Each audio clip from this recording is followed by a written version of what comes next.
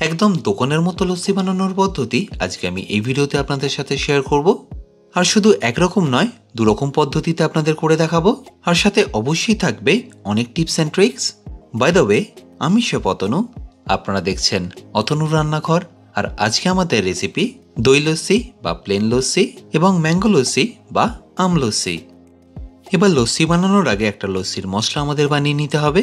তার জন্য একটা প্যানে আমি নিয়ে নিচ্ছি 1 চা চামচ গোটা জিরে, আর সেটাকে একটু ভালো করে রোস্ট করে নেব।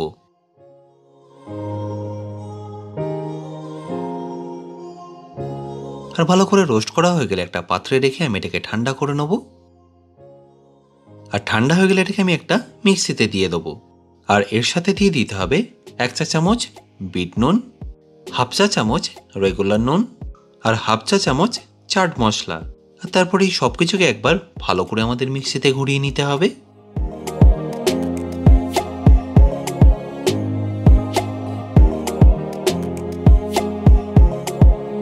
আপনারা চাইলে এই মশলাটা একটু বেশি করেও বানিয়ে রাখতে পারেন, তাহলে আপনাদের আর বারবার বানিয়ে নিতে হবে না।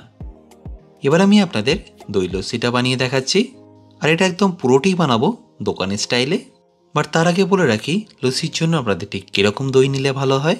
আর তার জন্য আমি এখানে একটা দইয়ের বড় ভাঁড় এনেছি, যাতে আপনাদের দেখাতে পারি এরকম মালাই সহ টক দই কিন্তু লস্যির জন্য পারফেক্ট হয়। এবার লস্যিটা বানানোর জন্য আমি এখানে একটা ঘড়া নিয়ে নিচ্ছি বা একটা হাঁড়ি নিয়ে নিচ্ছি। আচ্ছা, এবার দেখে নিন মালাইটা কতটা সুন্দরভাবে জমেছে। আর লস্যির ওপরে দেওয়ার জন্য এই মালাইটাকে আমাদের কেটে নিতে হবে। আচ্ছা, এক্ষেত্রে বলে রাখি, আপনারা যারা ঠিক এরকম দই পাবেন না তাদেরও চিন্তা করার কোনো কারণ নেই। প্যাকেট দই দিয়ে এটা ইজিলি করে নিতে পারেন, বা মিষ্টির দোকানের টক দই দিয়ে এটা খুবই ভালো হয়।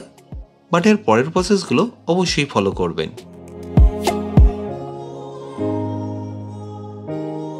এবার এই মালাইগুলোকে আমি রেখে দিচ্ছি ফ্রিজের মধ্যে।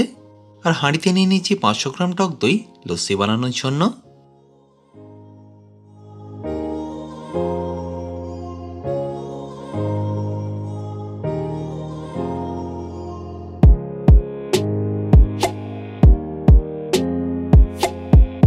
আর টক দই নেওয়া হয়ে গেলে এখানে আমি নিয়ে নিচ্ছি 5 চা চামচ চিনি।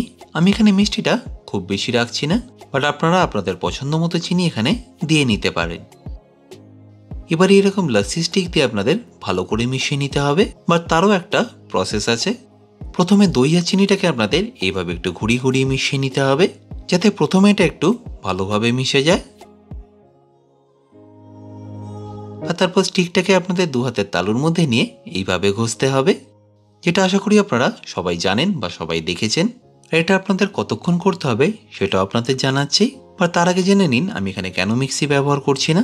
কারণ মিক্সি ব্যবহার করলে মিক্সিতে খুব ফাস্ট ঘোরানোর কারণে দইয়ের জলটা খুব তাড়াতাড়ি কেটে যায়, আর দইটা খুব তাড়াতাড়ি পাতলাও হয়ে যায়। তাই যে কোনো বিখ্যাত লস্যির দোকানে বা যে কোনো নামকরা লস্যির দোকানে দেখবেন লস্যি বানানোর জন্য জল বা মিক্সি কোনোটাই ব্যবহার করে না, কারণ এতে দইয়ের গুণাবলী অনেকটাই কমে যায়। আর সত্যি বলতে এই ব্যস্ততার সময় যদি আপনারা একটু তাড়াতাড়ি করে নিতে চান, সেক্ষেত্রে আপনাদের মিক্সি ব্যবহারই করতে হবে, বা চেষ্টা করবেন তাতে যতটা কম জল দেওয়া যায় ততটাই ভালো।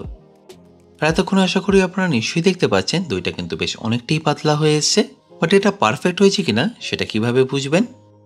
তার জন্য এরকম একটু তুলে নিলেই দেখবেন এখন এরকম ডট ডট বেশ অনেকগুলি পার্টিকেলস দেখা যাচ্ছে।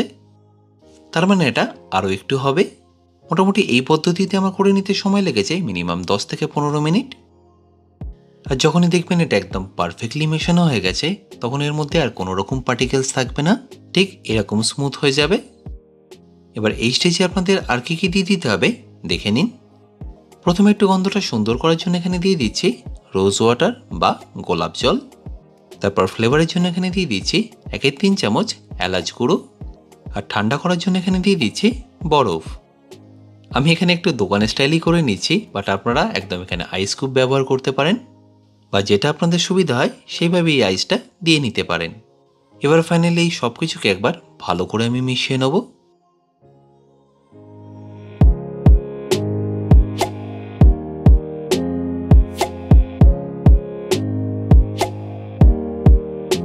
আর মেশানো হয়ে গেলে একদম দোকানের স্টাইলে এটাকে পরিবেশন করব।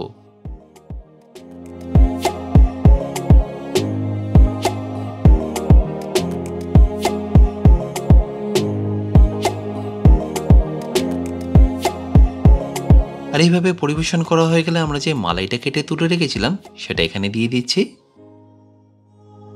আর সবশেষে আপনাদের উপর থেকে ছড়িয়ে দিতে হবে লাচ্ছির মশলাটা।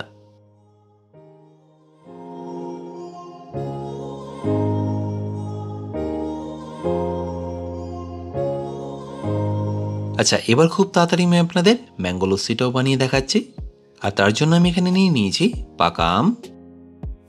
এবার এই আমের খোলাগুলোকে আমাদের ভালো করে ছাড়িয়ে নিয়ে আমের পাল্পটা বের করে নিতে হবে।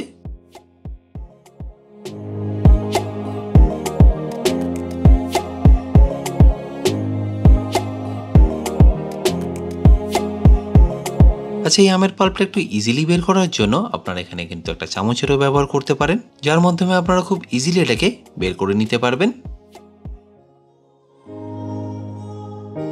আর আটিটার জন্য আপনাদের এইভাবে হাতে করে প্রেস করে নিলেই হবে, তাহলেই দেখবেন পুরো শাঁসটা একদম ভালোভাবে বেরিয়ে আসছে। আর এই ম্যাঙ্গো লস্যি বানানোর জন্য আমি এখানে 500 গ্রাম আমের পাল্পটা ভালো করে বের করে নিয়েছি। আর এটাকে মিক্সিতে দিয়ে কোনো রকম জল না দিয়ে আমি খুব ভালো করে পেস্ট করে নেবো।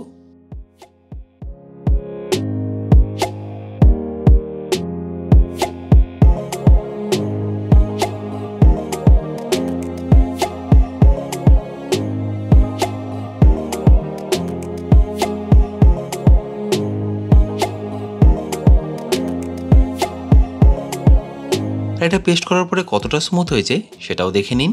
আবারও বলছি, এই পেস্টটা করার সময় কোনো রকম জল ব্যবহার করবেন না, তাহলে তার ম্যাঙ্গো পাল্প এখন পারফেক্টলি রেডি। এবার এই একই হাঁড়িতে আমি নিয়ে নিচ্ছি 500 গ্রাম দই। আর দই দেওয়ার পরে যেটা আপনাদের দিতে হবে সেটা হলো 50 মিলি দুধ, আর সাথে 3 থেকে 4 চামচ চিনি। যেহেতু এখানে আমটাও মিষ্টি তাই এখানে চিনিটা আমি কমই ব্যবহার করলাম।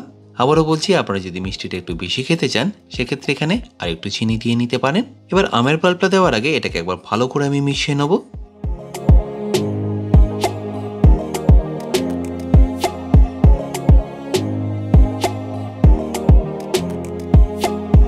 আর যখনই দেখবেন একদম ভালোভাবে মেশানো হয়ে গেছে, আমাদের যে আমের পাল্পটা আমরা করে রেখেছিলাম সেটা এখানে দিয়ে দিচ্ছি।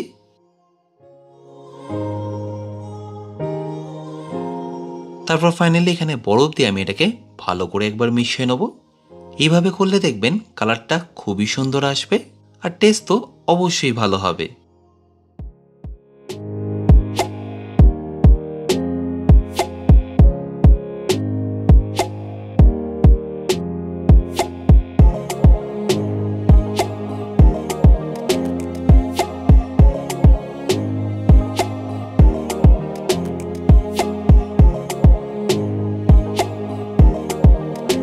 তাহলে এখানে ম্যাঙ্গো লস্যিটাও খুব ভালোভাবে রেডি হয়ে গেল।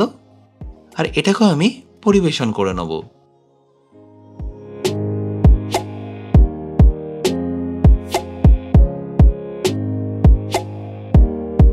আর পরিবেশনের পরে যদি এরকম একটু আমের কুচি বা একটু পেস্তা আর বাদাম দিয়ে দিতে পারেন, তাহলে টেস্টটা আরও অনেক গুণ বেড়ে যায়।